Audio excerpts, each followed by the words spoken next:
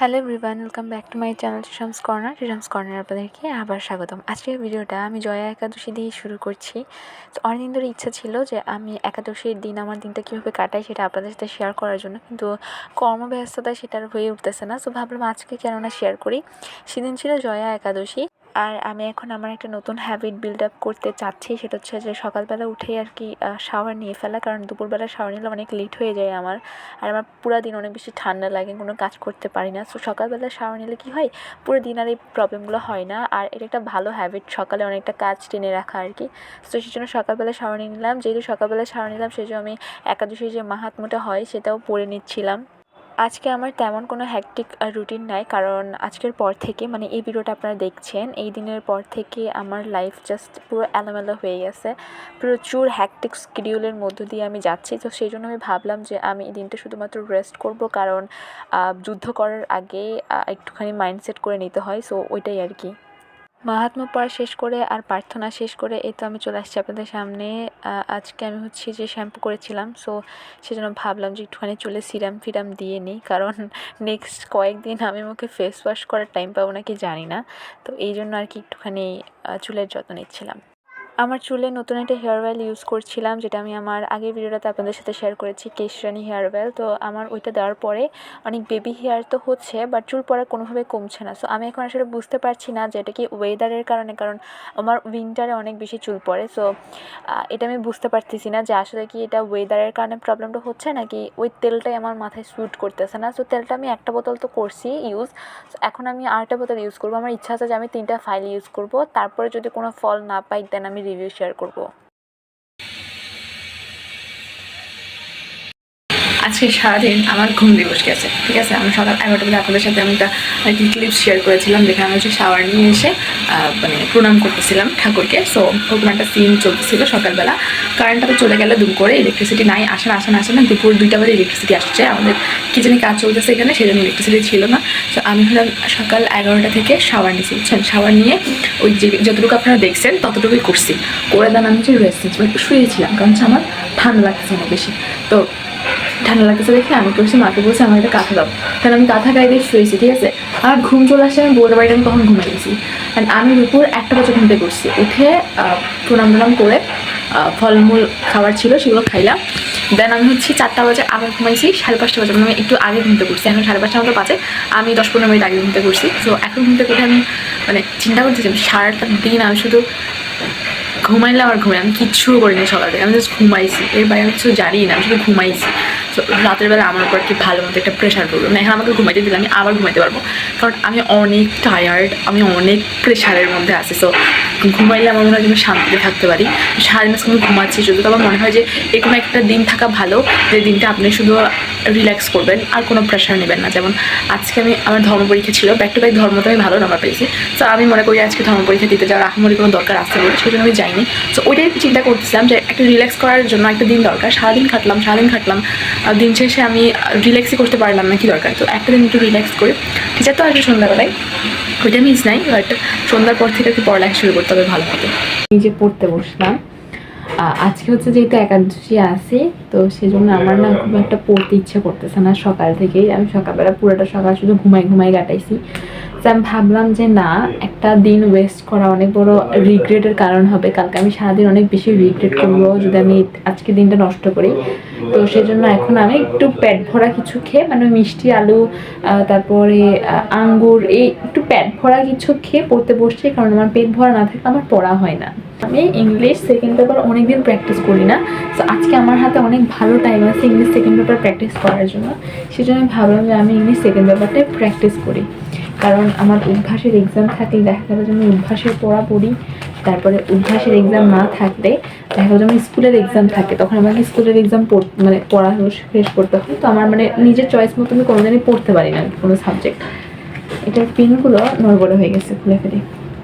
তো ওই জন্য আজকে ভাবলাম যে আমি সেকেন্ড পেপার করি। 10 তারিখে আমাদের উদ্ভাসে হায়ার মেড এক্সাম আছে, ঠিক আছে। ওই 10 তারিখে আবার স্কুলও এক্সাম আছে। 6 তারিখ থেকে হচ্ছে আমাদের উদ্ভাসে পরীক্ষা শুরু হবে, 100 মার্কের পরীক্ষা। তো 22 তারিখ পর্যন্তই আমি হচ্ছে স্কুলের এক্সামগুলো দিব।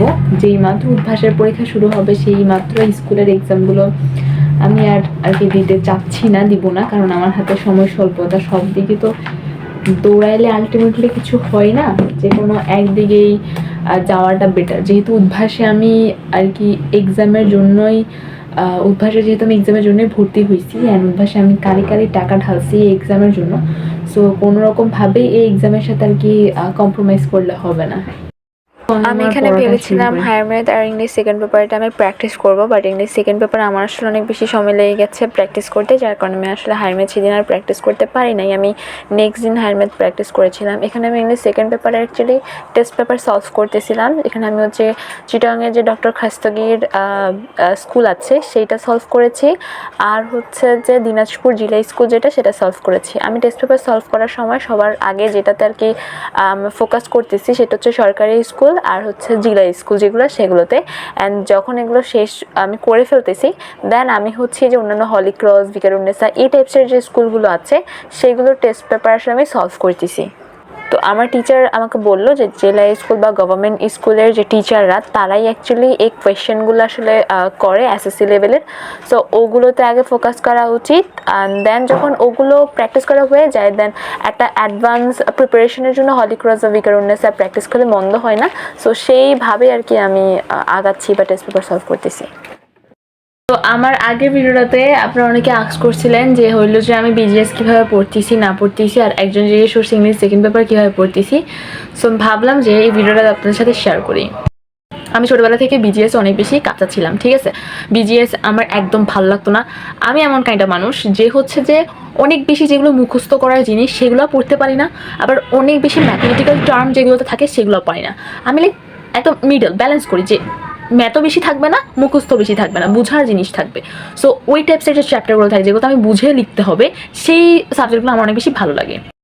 বাট বিজিএস এমন একটা জিনিস যেখানে আসলে বুঝার কিছুই নাই, আলটিমেটলি পুরোটাই হলো আপনাকে লিখতে হবে, যেটা দেওয়া আছে সেটাই লিখতে হবে। সো দ্যাটস ওয়াই বিজিএস কখনোই আমার ফেভারিট সাবজেক্টের মধ্যে ছিল না। বাট আমি স্টোরি শেয়ার করি।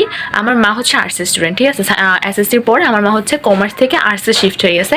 সো আমার মার কাছে এই বিজিএস চ্যাপ্টারগুলো পরিণতি এই সেই যে বিষয়গুলো ভূগোল এগুলো আছে, এগুলো আমার মার কাছে অনেকটা বেশি ইজি, কারণ আমার মা এসএসসির পর থেকে একদম অনার্স পর্যন্ত এই সাবজেক্টে যেহেতু আছে, তো আমার মার কাছে এগুলো ডেফিনেটলি অনেক বেশি ইজি হবে।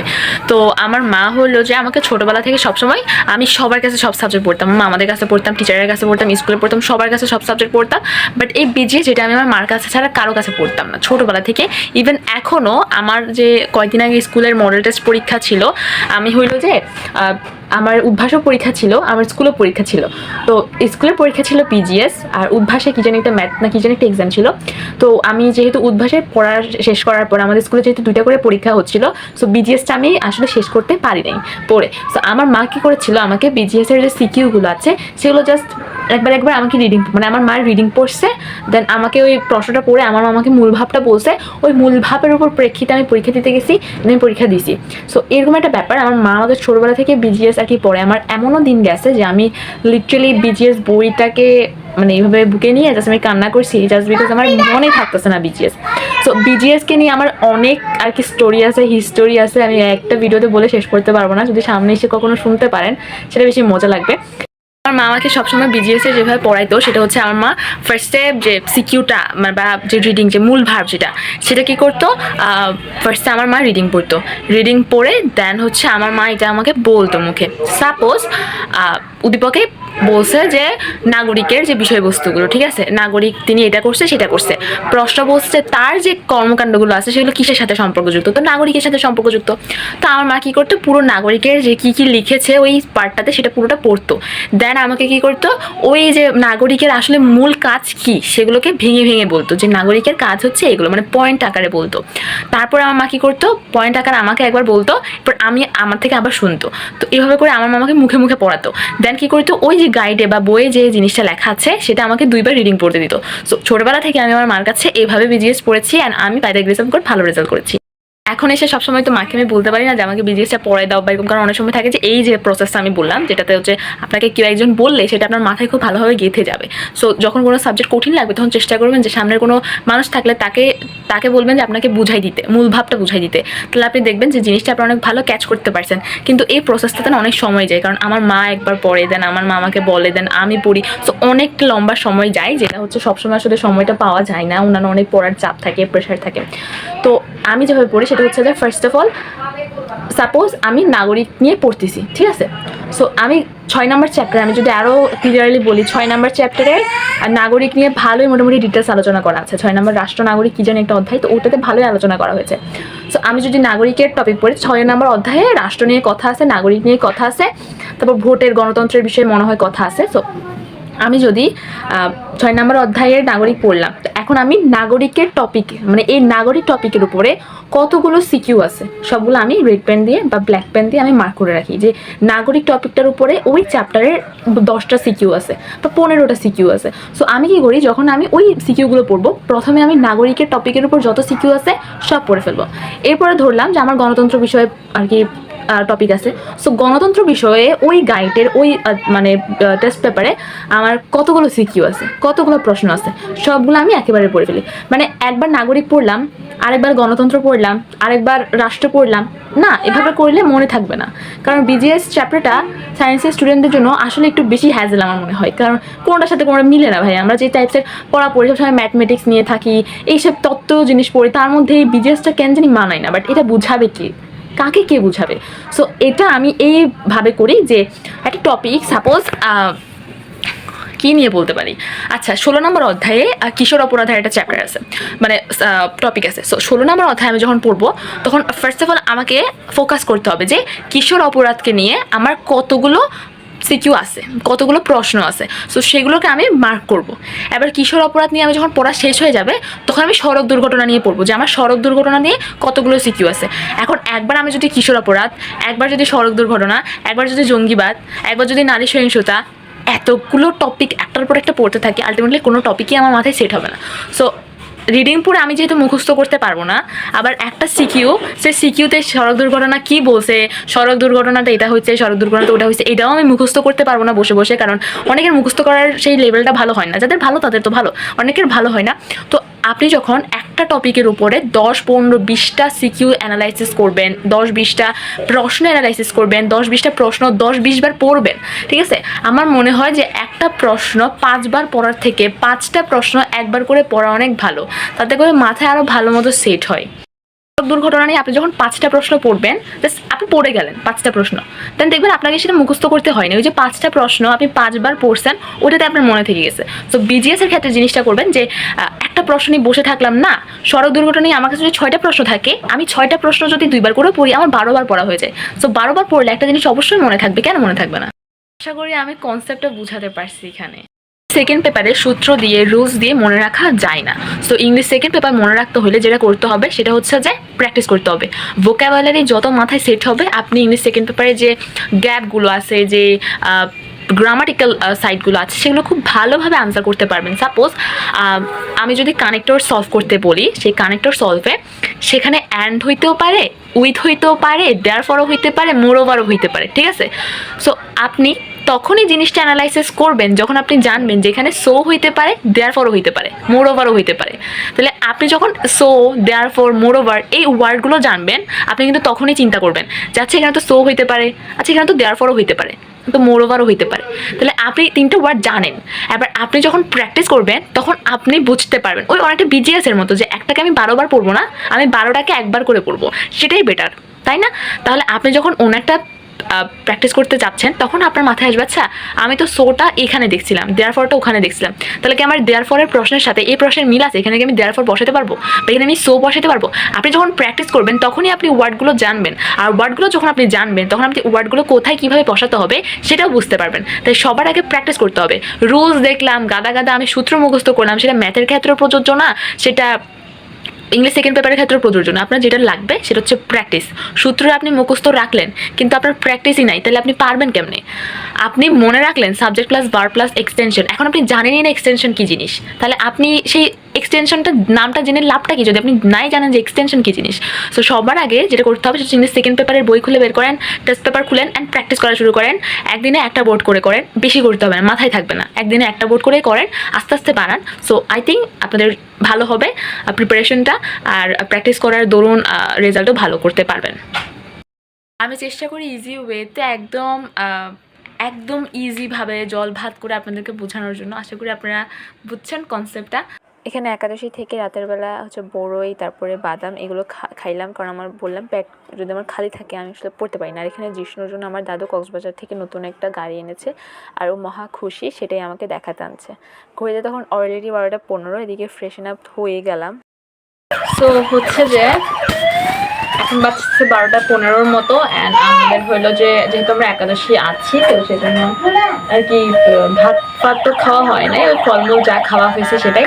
সো এখন হচ্ছে ইংলিশ সেকেন্ড পেপার করতেছিলাম। ইংলিশ সেকেন্ড পেপার আমি হচ্ছে দিনাজপুর জেলা স্কুলের যে আছে ওইটা সলভ করছি, আর হচ্ছে যে চিটাগাংয়ের যে ডক্টর খাস্তগির স্কুল আছে সেটা সলভ করলাম। ওটা একটু কঠিন, তো ওটা যেটুকু বাকি আছে সেটুকু আমরা সকালবেলা করবো, কারণ ওটা অনেক মাথা আমার বলে যাচ্ছে, অনেক কঠিন।